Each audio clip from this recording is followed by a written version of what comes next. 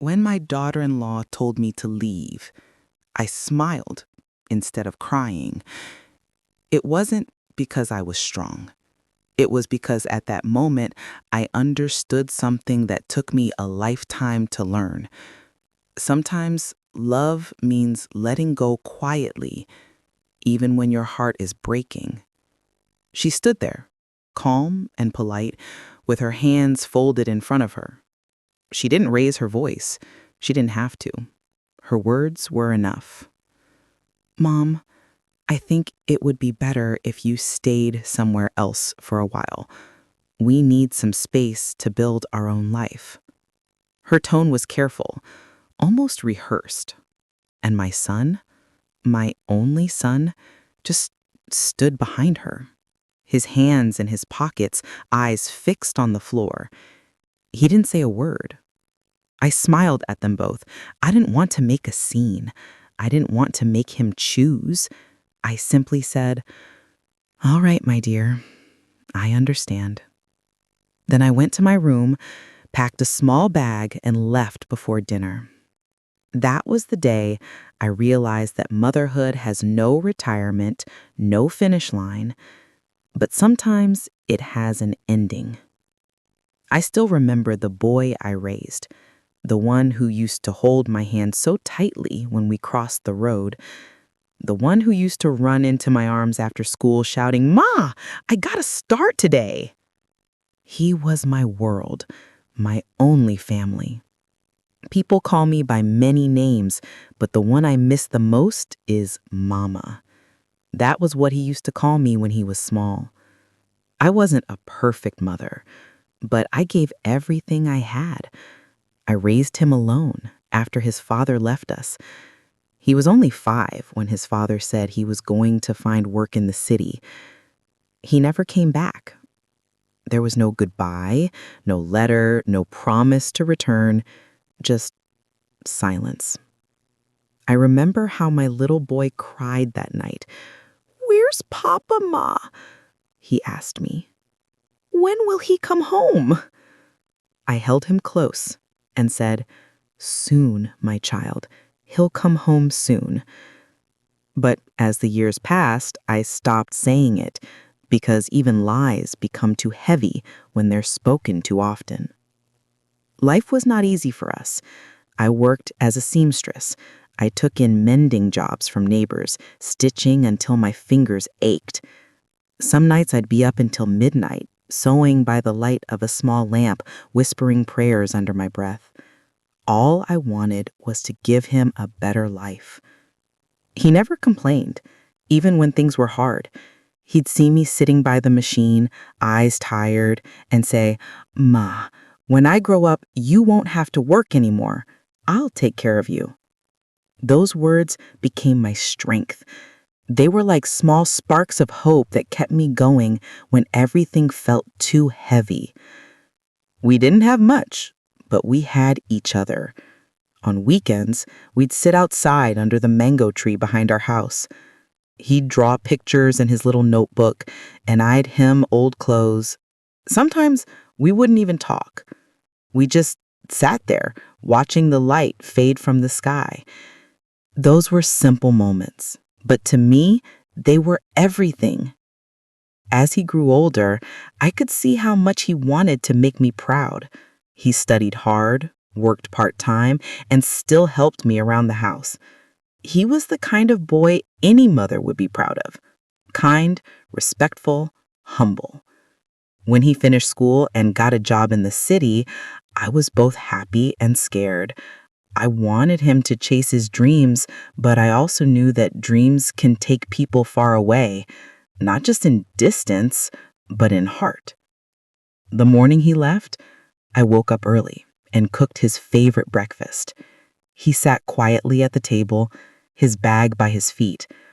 I tried not to cry, but my eyes kept betraying me. "Don't cry, Ma," he said gently. "I'll call you every week, I promise." I nodded and smiled, though my throat was tight.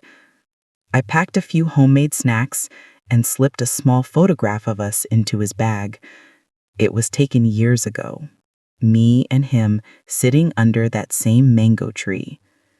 After the bus left, I stood there for a long time, waving until I couldn't see it anymore.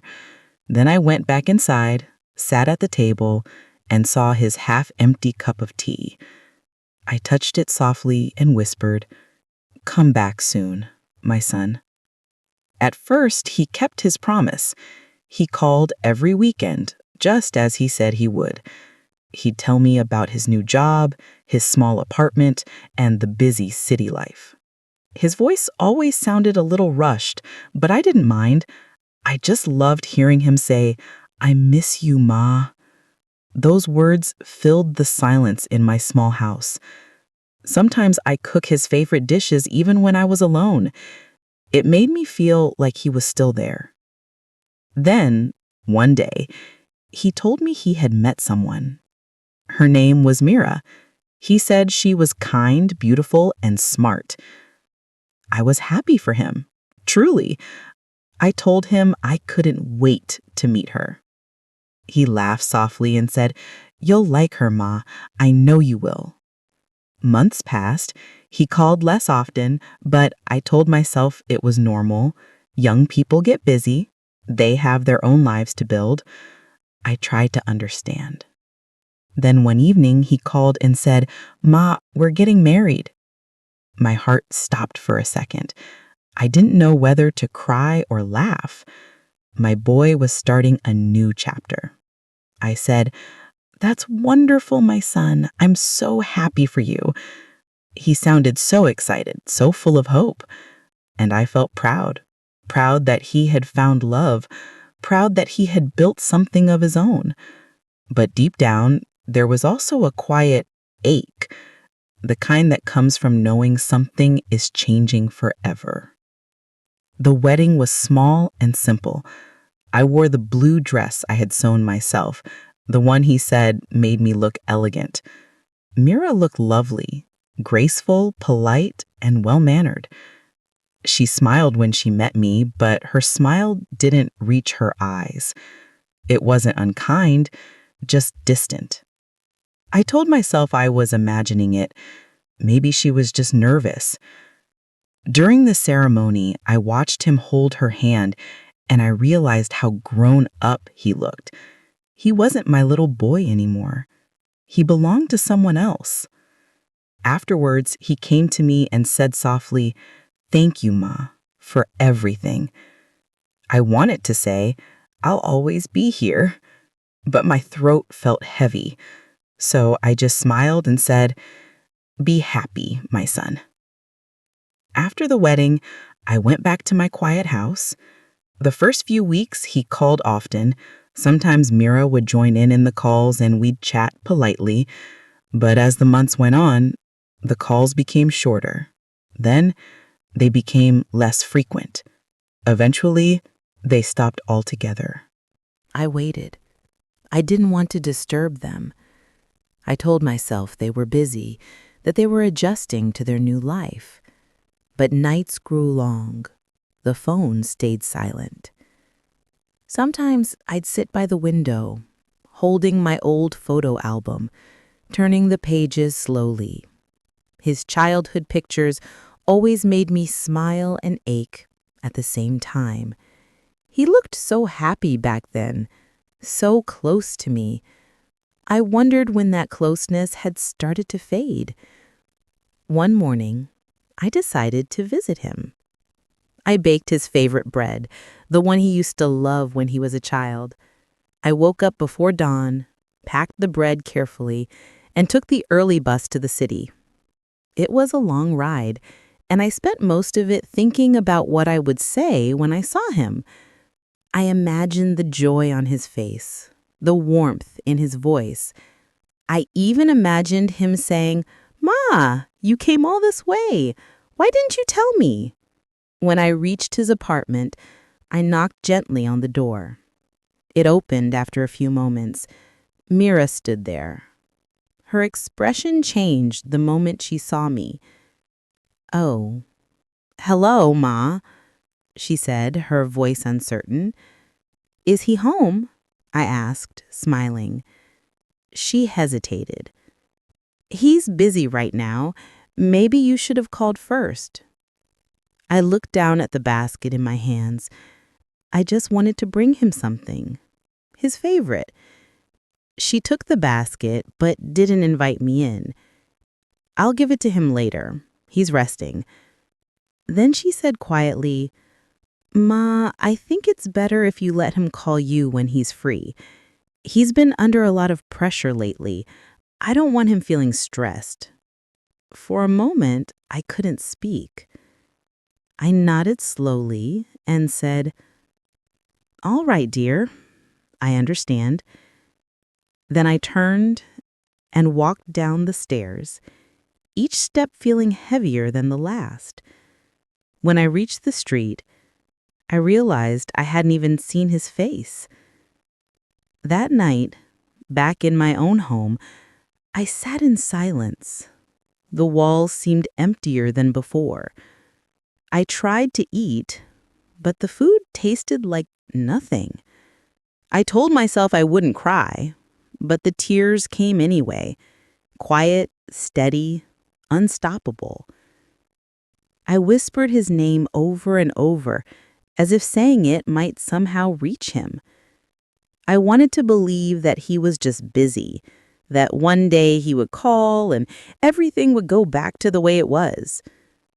But deep down, I knew. Something had changed. Something I couldn't fix with patience or love.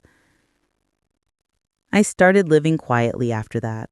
My days became slow and simple. I'd wake up early, make tea, sew a little, and sit by the window in the afternoons. Sometimes neighbors would stop by and ask about my son. I'd smile and say he was doing well in the city. I didn't want anyone to pity me.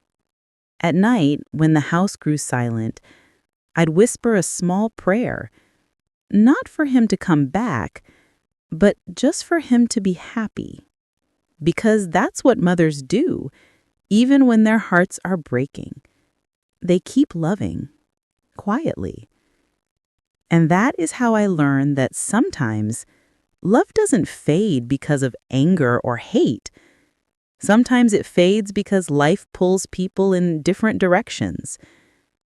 But no matter how far he goes, I'll always be the mother who raised him, the woman who stayed when everyone else left.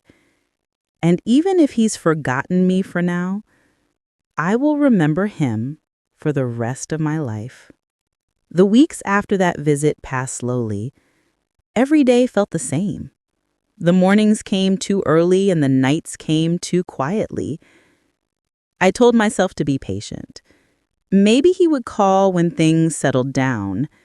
Maybe Mira would warm up to me eventually. I tried to keep hope alive, even if it flickered faintly like the last bit of candlelight in a dark room. I still baked his favorite bread every Sunday. It had become a habit I couldn't let go of. Sometimes I'd even set an extra plate on the table, as if he might walk through the door at any moment. When I caught myself doing that, I would smile sadly and whisper, "Old habits, Lila, old habits." I had always been a hopeful woman. Hope kept me going when my husband left. It kept me strong when I didn't have enough money for rent or food. And now it kept me waiting for a son who had slowly drifted away from me. One morning, the phone rang. My heart jumped before I even picked it up. It was him. "Ma," he said. His voice rushed, tired, and slightly distant.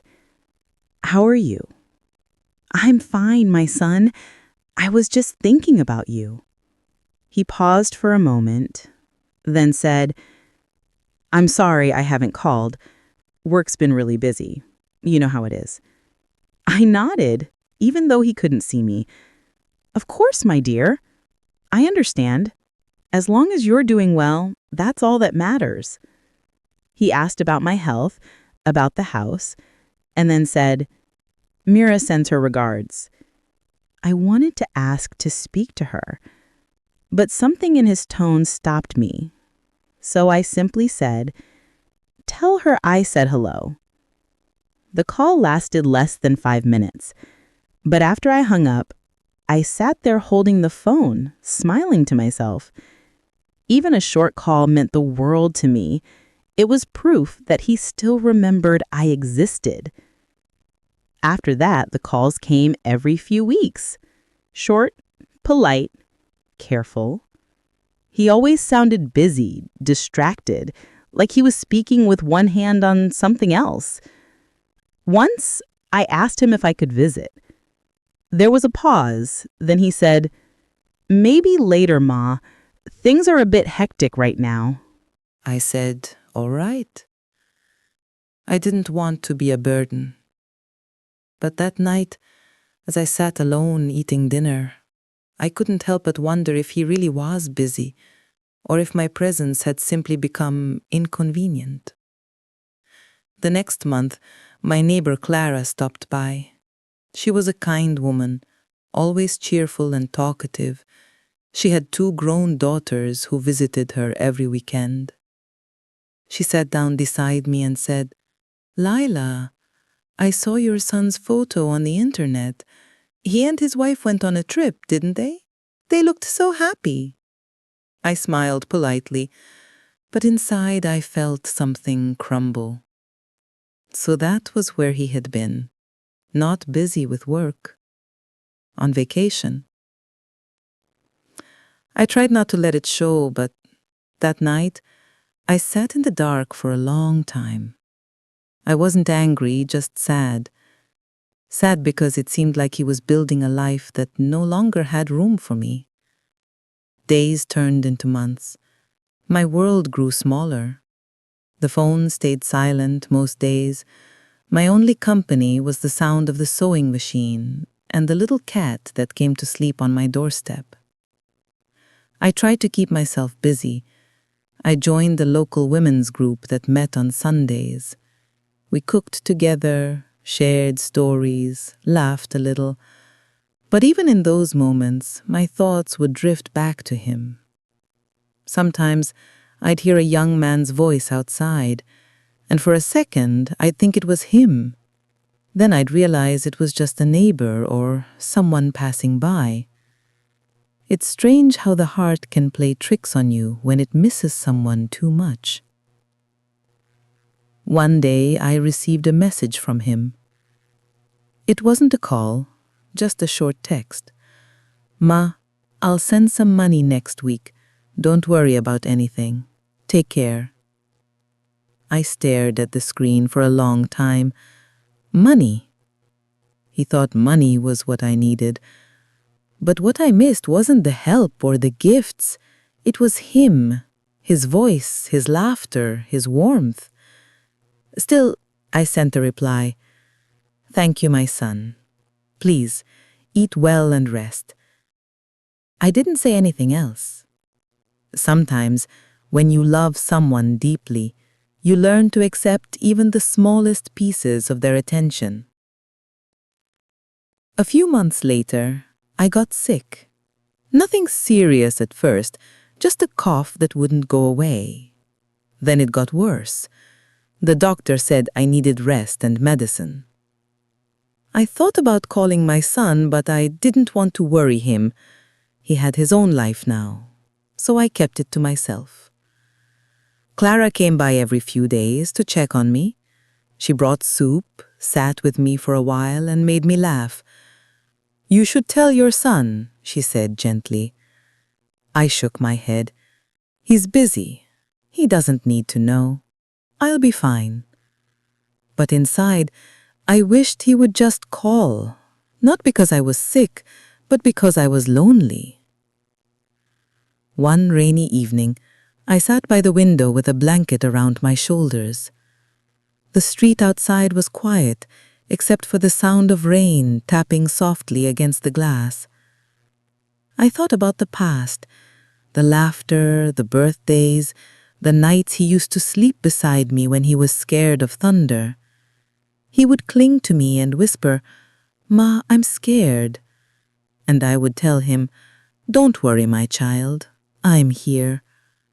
Now I wondered who comforted him when he was scared. I wondered if he ever thought of me when the rain fell. Weeks later, I received another text. "Mira's pregnant. You're going to be a grandmother." I froze for a moment, staring at the message. Then tears filled my eyes. Tears of joy, surprise, and something else I couldn't name. A grandmother. Me! I typed back slowly. "That's wonderful news. I'm so happy for both of you." I waited, hoping he would call, but he didn't. Days passed, and I tried not to let the silence hurt me.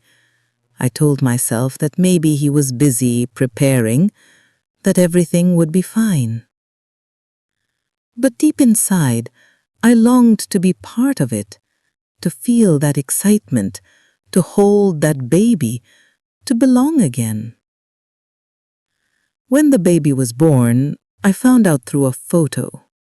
Clara showed it to me on her phone. "Look, Lila, isn't that your son's baby?" The picture was beautiful. My son holding a tiny child in his arms, smiling proudly. Mira beside him, glowing. I smiled too, though my chest felt tight. He hadn't told me. He hadn't even sent the message. I went home and sat in silence. I took out my old photo album and looked at the picture I had slipped into his bag years ago, the one under the mango tree. Time had faded the colors, but the smiles were still there. And that's when I whispered to myself, maybe this is what it means to love from afar, to watch their happiness from a distance, even when your heart aches to be part of it. Weeks later, he finally called. His voice was soft, uncertain. "Ma, I'm sorry I didn't call sooner. Things have been hectic. The baby came early. We've been adjusting." I swallowed my emotions and said, "It's all right, my dear. How's the little one?" He told me the baby was healthy. "A boy." I smiled. "A boy, just like you." There was silence on the other end. Then he said, "Maybe when things settle down, you can come and see him." My heart lifted for the first time in months. "I would love that," I said, "whenever you're ready." After we hung up, I sat quietly, letting that small flicker of hope warm me again. But that visit never happened. I waited weeks, then months. Every time I gathered the courage to ask, he would say, "Soon, Ma, maybe next month." Next month never came. I began to sense that Mira didn't want me there. Maybe she thought I'd interfere. Maybe she didn't want to share her space. Whatever the reason was, my son never went against her wishes. He just stayed silent, caught between two worlds. And I stayed quiet too, because I didn't want to be the cause of conflict in his home. As the years passed, I watched other mothers around me become grandmothers. I saw them walking to the market hand in hand with their grandchildren, their faces full of joy. I was happy for them, but sometimes, late at night, I would imagine what it would feel like to hold that little boy in my arms. I imagined rocking him to sleep, singing the same lullaby I used to sing to his father. I imagined hearing him call me Grandma. But imagination was all I had. One afternoon, Clara came over again. She said gently, "Lila, I think you should try to visit. Don't wait for them to invite you. Just go. You have every right to see your grandchild."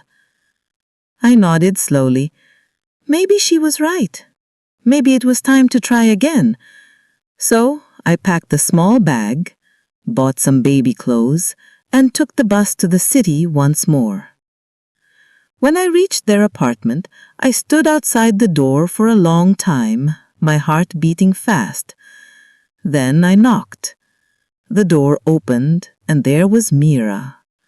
She looked surprised, then uncomfortable. "Oh, Ma, you didn't tell us you were coming." "I'm sorry, dear. I just wanted to see the baby." She hesitated, then stepped aside slightly. "He's sleeping right now." I smiled gently. "I can wait." But she shook her head. "It's not a good time. Maybe another day. I'll tell him you came." Something in her tone made my heart sink. "All right," I said quietly. "Please give him my love." Then I turned and walked away again, carrying the small bag of baby clothes that I had bought with so much hope. That night I couldn't sleep. I lay awake thinking about everything. The years I had spent raising him, the sacrifices I had made, the love I had given freely. And I asked myself a painful question. Where did it all go? Was I too protective, too present?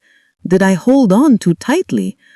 Or was this simply how life works, that one day even the people you love most move on without you? I didn't have an answer. All I knew was that somewhere along the way, my son had become a stranger. But even so, I couldn't stop loving him. Every mother knows this truth, that love doesn't fade with distance or silence. It just changes shape. It becomes quieter, gentler, more hidden. I told myself, he'll remember one day. Maybe not now, but one day. And with that thought, I carried on. Each morning I woke up, made tea, and whispered a prayer for him and his family. Even if I never saw them, I hoped they were safe, healthy, and happy. Because in the end, that's all I ever wanted. The seasons passed quietly. I didn't keep track of years anymore. The calendar on my wall still showed the picture of the sea, the one my son had brought me long ago. Sometimes I looked at it and wondered if he ever thought of coming home. Life had slowed down for me. My steps had become smaller. My hands trembled a little when I poured tea. But my heart was still the same, still full of love, still waiting. Then, one morning, as I was tending to my small garden, I heard the sound of a car stopping in front of my gate. When I looked up, I saw him, my son, standing there in a neat shirt, holding a box of sweets. For a moment, my mind went blank. Then my heart leapt so suddenly that I had to hold the fence for balance. He smiled. "Ma, surprise!" It was like the sun had come out after a long, cold winter. He walked in, kissed my forehead, and looked around the house. "Still the same," he said with a smile. "Nothing's changed." I smiled back. "It's home. Some things don't need to change." He sat down at the table, and for the first time in years, I poured tea for him again. My hands trembled, and a few drops spilled. "Careful, Ma," he said gently, taking the cup from me. That small gesture, his voice, his concern, it filled me with warmth I hadn't felt in a long time. We talked for hours. Or maybe I did most of the talking. He told me about his job, the new apartment, the places they'd visited. I listened carefully to every word, like a child trying to memorize a story. Then I asked about the baby. "How is he?" He smiled. "He's growing fast. You should see him, Ma. He's already walking." My heart swelled. I would love to. He hesitated. "Maybe soon. Mira she's been busy." I nodded slowly. "I understand." I didn't ask more. I didn't want to spoil the moment. That evening, before he left, I walked him to the gate. The sky was turning gold. The smell of jasmine filled the air. He turned to me and said softly, "Ma, I'm sorry I haven't been around much." Tears filled my eyes before I could stop them. I smiled, trying to hold my voice steady. "It's all right, my son. You have your own life now." He took my hand. "Still, I should have tried harder." I nodded. "You're here now. That's enough for me." He hugged me tightly before leaving. I stood there long after his car disappeared from sight. For the first time in years, I felt peace.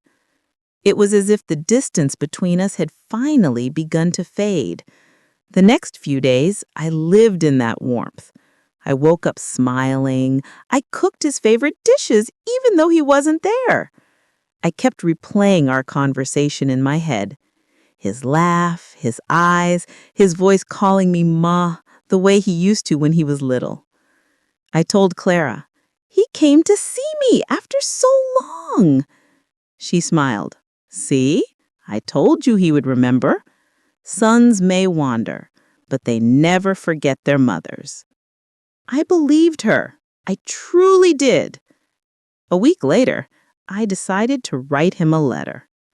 Not because I had anything special to say, I just wanted to tell him that I was proud of him. I wrote slowly, my handwriting shaky but careful. "My dear son, thank you for coming home. Seeing you was the happiest day I've had in years. I hope you and your family are doing well. Take care of your health. Don't work too hard. Your mother loves you very much." I sealed the letter and mailed it the next morning. Then I waited. Days passed, then weeks. No reply came. One afternoon, I decided to call. Mara answered. Her voice was polite, but distant. "Hello?" "Hello, dear. It's Ma." "Oh," she said after a pause. "Hello. How are you? How's the baby?" "He's fine." I smiled. "I sent a letter last week. Did he get it?" Another pause. Then she said softly, "Yes, he got it. He's been busy." I could sense something in her voice, hesitation or maybe discomfort. "All right," I said gently. "Tell him I called." She said, "I will." But I never heard back. A few days later, Clara came running to my door holding her phone. "Leela," she said breathlessly, "look at this." She showed me a picture. It was my son, his wife, and their child, celebrating the boy's second birthday. They were surrounded by friends, balloons, laughter. But what caught my eye wasn't the joy. It was the absence. I wasn't there. There had been a birthday, and I hadn't even known about it. I tried to smile, but my lips trembled. Clara looked at me with concern. "Maybe they forgot to tell you?" I shook my head slowly. "No, my dear. People don't forget birthdays. They choose who to invite." That night, I sat in my chair for a long time, staring at the photo Clara had printed for me. The little boy looked so much like his father. Same eyes, same smile. And yet, I was a stranger to him. I whispered softly, "Happy birthday, my little one." Tears ran down my cheeks, quiet and endless. I realized then, it wasn't anger I felt. It was something deeper. It was grief for a love that had no place to go. Months went by, and the silence grew heavier. My son called only on holidays, short, polite conversations. "Ma, how are you?" "I'm fine, my dear. And you?" "Busy as always, but we're doing well." Each time, I wanted to ask, "When can I see you?" But the words never left my lips, because I knew the answer. One winter morning, I fell in the kitchen. It wasn't serious, just a slip, but it frightened me. I realized then how alone I really was. Clara helped me up, scolding me gently. "You should tell your son. He'll come right away." But I didn't. I couldn't bear the thought of hearing that he was too busy. Instead, I said, "I'm fine. I just need to be more careful." Inside, though, a small part of me wished he would somehow sense it, that he would call without being told. He didn't. That spring, I made a decision. I packed a small bag with gifts, a little sweater I had knitted for the child, and some homemade sweets. I would visit. Not to stay, not to interfere, just to see them. I rehearsed what I'd say. "I won't stay long, my dear. I just wanted to see you all." Simple, gentle, non-intrusive. I took the bus early in the morning, holding the small bag tightly on my lap. When I reached the apartment building, I stood outside for a while. The sound of children playing nearby filled the air. It made my heart ache. Finally, I climbed the stairs and rang the bell. Mira opened the door again. This time, she didn't even try to hide her surprise. "Oh, Ma, you didn't tell us you were coming." I smiled softly. "I know. I just wanted to see my grandson. I brought a few things." She hesitated, looking uncomfortable. Then she said, "Actually, it's not a good time. He's sleeping." I nodded, just like before. "All right, I can wait." But she shook her head quickly. "No, please. He's been sick, and we don't want him to catch anything. You understand?" I looked at her carefully. Her eyes shifted away. I understood. It was about me. Just then, my son appeared behind her. He looked tired, surprised. "Ma?" I smiled faintly. "I came to see you, my son." He rubbed his forehead. "You should have called. It's not a good time right now." I nodded slowly. "I see." There was an awkward silence. Then he said softly, "We'll visit you soon, Ma. I promise." I nodded again. "Of course." I placed the small bag on the doorstep. "For the little one." Then I turned to leave. "Ma!" he called out. I looked back and smiled gently. "Take care, my son." Then I walked away. When I got home, I sat in my chair by the window. The house was quiet, except for the ticking of the clock. I looked at my hands, wrinkled, trembling, tired. These were the same hands that had held him through fever, through fear, through hunger. Now they had no one to hold. And for the first time, I felt something inside me break. Not anger, not bitterness, just a deep, hollow ache. The kind that comes when you finally accept that love, no matter how strong, cannot always bridge the distance between hearts. That night, I took out a small box from under my bed. Inside were little things I had kept over the years. His first drawing, a lock of his hair, a photo from his graduation. I ran my fingers over them slowly, one by one. Then I whispered, "You were my whole world, my son." And maybe that's where I went wrong. Maybe I forgot that one day the world would ask for you, too. Tears fell onto the paper, leaving small dark spots. I didn't try to stop them, because sometimes crying isn't weakness. It's simply how love speaks when words are no longer enough. That was the night I truly let go, not of him, but of the idea that he would one day return to me the way he used to be. I realized that motherhood doesn't end when a child grows up, but it does change. It becomes quieter, less about holding on and more about loving from a distance. And as painful as that truth was, it also set me free. After that day at his doorstep, something in me grew quiet. It wasn't that I stopped loving him. A mother never stops. It was just that I stopped expecting. Expectations are heavy. They bend your back with waiting. I had carried them for too long. The hope that he would call, the hope that he would visit, the hope that he would need me again. Now I began to live without them. And strangely, life started to feel lighter. I still woke up early each morning, just as I always had.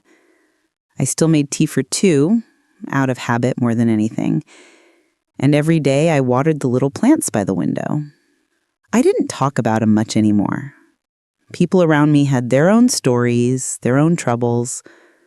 But sometimes when I saw a young man helping his mother cross the street, I couldn't help but smile, and then quietly ache.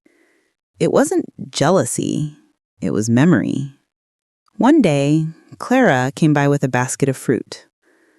She sat down beside me and said, "You've been quiet lately." I smiled faintly. Maybe I've just run out of words. She reached for my hand. "Do you regret raising him alone?" I thought about it for a long moment. Then I shook my head. No, not for a single day. She sighed. "You gave him everything." I smiled softly.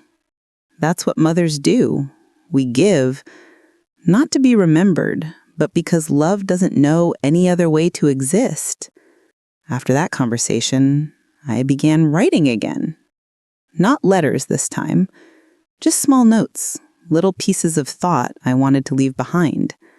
I wrote about the smell of his hair when he was a baby, about the night he couldn't sleep before his first day of school, about the time he brought home a bird with a broken wing and how carefully he held it.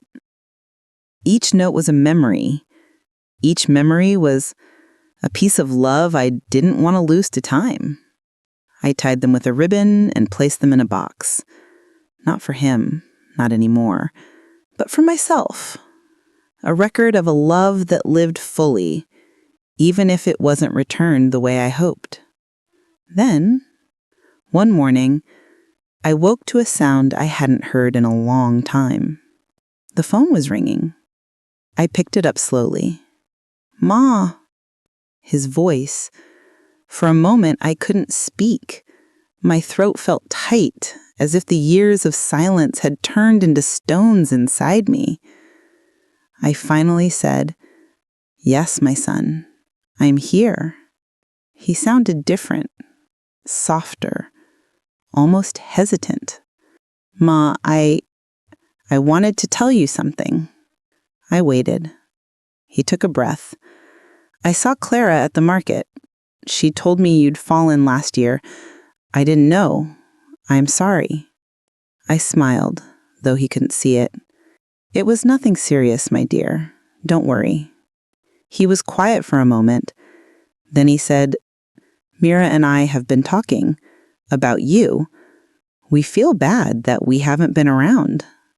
I listened carefully, my heart beating slowly but steadily. He said, "I want to bring the little one to see you. He's been asking about his grandma. We've shown him your picture." For a moment, the world stood still. I looked at the clock on the wall, at the sunlight spilling across the floor, at the tea kettle humming softly. Everything felt unreal.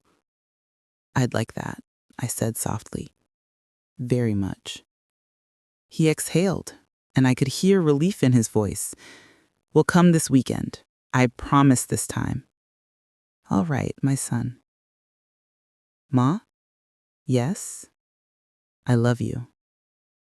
I closed my eyes, and for the first time in many years, tears came.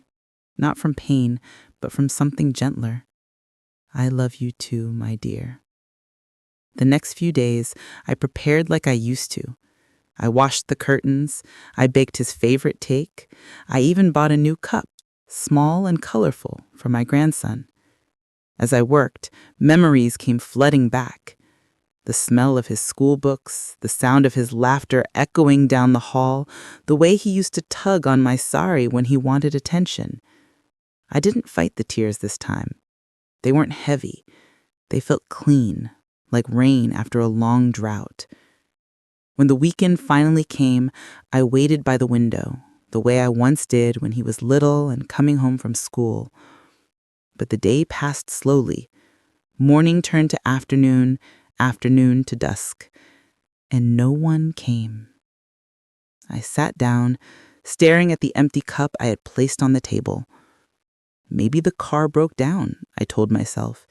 Maybe the child wasn't feeling well. Maybe tomorrow. But deep inside, I knew. The next day, I found a message on my phone. "Ma, I'm so sorry. We couldn't make it. The little one had a fever. We'll come soon, I promise." I read it again and again. I believed the first part. I didn't believe the last. I smiled softly and whispered, "It's all right, my son. You have your life. That's enough for me." Then I deleted the message. After that, I didn't expect him to come anymore. I had learned my lesson. Some promises are not lies. They're just hopes that never find their moment. But I didn't resent him. How could I? He was still the little boy I had held once, the one who had clung to me during thunderstorms, who had whispered, "Don't ever leave me, Ma." He had just grown into a man the world needed, a man pulled in too many directions like so many others. And so I forgave him quietly, in my own heart. Forgiveness is strange.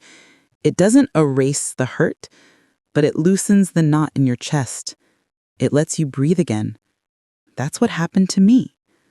Slowly, day by day, I started breathing differently, not with the weight of sorrow, but with the peace of understanding. I began writing again, but this time, not for him, more for myself, I started writing for others, small notes of comfort for women who came to the clinic where I volunteered. Some were widows, some were mothers like me. All of them carried stories of loss, of love, of waiting. When I spoke to them, I realized something. I wasn't alone in my pain. There were countless mothers across the world sitting by their windows, wondering why their children had drifted away. Each one held the same quiet ache, and that shared ache, that invisible thread, made me feel less lonely. One evening, as I closed my notebook, Clara came by again. She looked at the small pile of letters I'd written and smiled. "You've found peace, haven't you?" I nodded. Maybe not peace, but acceptance. She squeezed my hand. "That's the same thing, Leela." We sat together in silence, listening to the evening rain tapping on the roof. A week later, there was another knock at my door. I didn't rush this time. I walked slowly, steadying myself with the wall. When I opened the door, I froze. There he was, my son. And beside him, holding his hand, was a small boy with curious eyes. "Ma," my son said softly, "this is Arav, your grandson." The child smiled shyly and said, "Hello, Grandma." Something in my chest broke, not from pain this time, but from joy so unexpected it almost hurt. I knelt down, even though my knees ached, and opened my arms. He came running into them. His little body was warm and real. His hair smelled like sunshine. At that moment, every year of loneliness melted away. They stayed for the afternoon. We ate together, laughed softly, told stories. The child played with my old wind chime, making music in the gentle breeze. It was simple. It was enough. Before leaving, my son hugged me tightly. "I should have come sooner," he whispered. I smiled. "You came when you were ready." He nodded, tears glistening in his eyes. "I'm sorry, Ma." I touched his cheek. "There's nothing to be sorry for, my son. You gave me a reason to smile again." After they left, I sat in the same chair by the window. The house was quiet once more, but it no longer felt empty. The silence was different now, softer, kinder. It carried the echo of laughter, the trace of small feet on the floor. I looked outside and whispered, "Thank you." Not to anyone in particular, maybe to life itself, because life had finally given me what I had long stopped asking for. Not a perfect ending, but a gentle one. That night before I went to bed, I took out the box of memories again. I added one more note, a final one. "My dear son, I waited for you for many years, but I see now that love doesn't vanish in distance or silence. It only changes shape. Sometimes it sleeps quietly in our hearts until the day it finds its way home again. And when it does, it doesn't ask for explanations. It just smiles. Your mother loves you, always." I closed the box, tied it with the same ribbon, and placed it back under my bed. Then I turned off the light, and for the first time in a long time, I slept without dreams because I no longer needed them. Years have passed since that afternoon when my son and grandson came to visit. Life has grown slower now, softer around the edges. The days move gently like clouds across an open sky. I wake up when the birds begin their songs. I water my plants, I make tea, and I watch the sun rise through the same window I've looked out of for decades. But something has changed, something within me. I no longer wait by that window. I simply sit there. There is a difference between waiting and being. Waiting carries a weight of hope and disappointment. Being carries only peace. Sometimes my son calls, not often, but enough. He tells me about his work, about Arav's school, about the small things that make up his days. I listen, smile, and offer the same gentle advice I always have. And when the call ends, I don't feel the emptiness I once did. Instead, I feel gratitude, because I have learned that love doesn't need to be constant to be real. Even a small moment, a few kind words, can fill the heart if you receive them with peace. I often sit on my porch in the evenings, watching the neighborhood children run and laugh. Their mothers call out from the windows, reminding them to wash up for dinner. It takes me back to the sound of my own voice once echoing through this same yard, calling my boy home. He would run in breathless, his cheeks flushed, his eyes sparkling. "Ma, look what I found!" Always something simple: a pebble, a flower, a paper boat. I smile at the memory. Those were small days, but they were big in love. And I've come to realize love doesn't lose its worth just because time moves on. Every moment you give stays alive somewhere, in your child's kindness, in their strength, in their laughter. It may not always come back to you, but it carries you forward through them. There was a time I thought being forgotten was the greatest pain a mother could feel. Now I understand it differently. It's not truly being forgotten. It's simply that life pulls our children into places where we can no longer follow, and that's how it's meant to be. We raise them so they can walk their own roads, not so they can stay beside us forever. That truth used to hurt.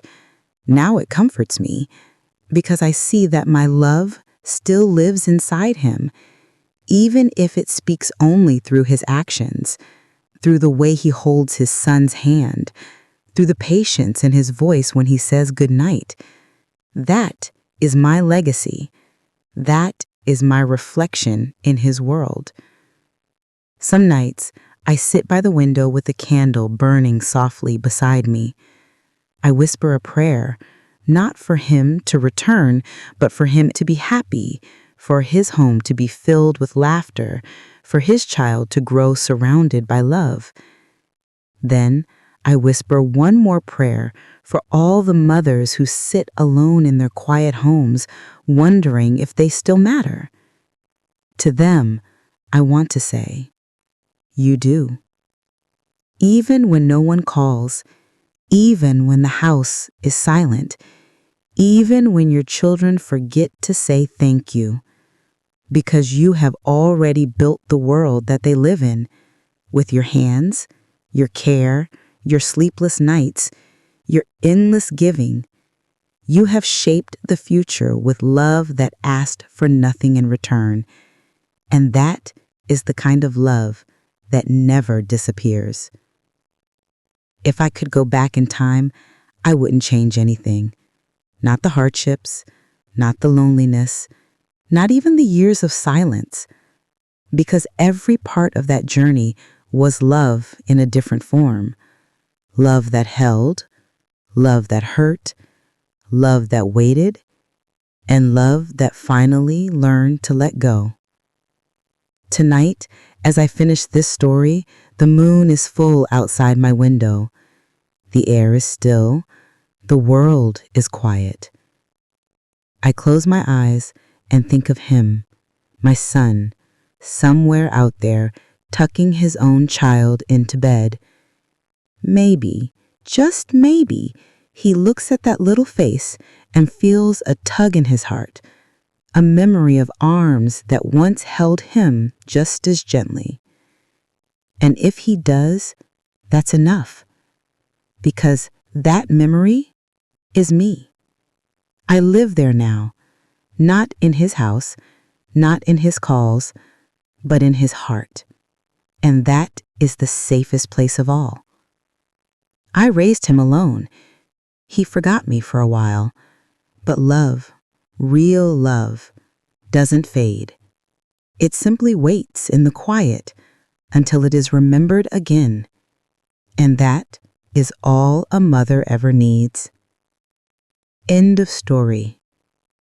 I raised him alone, but he forgot me so easily.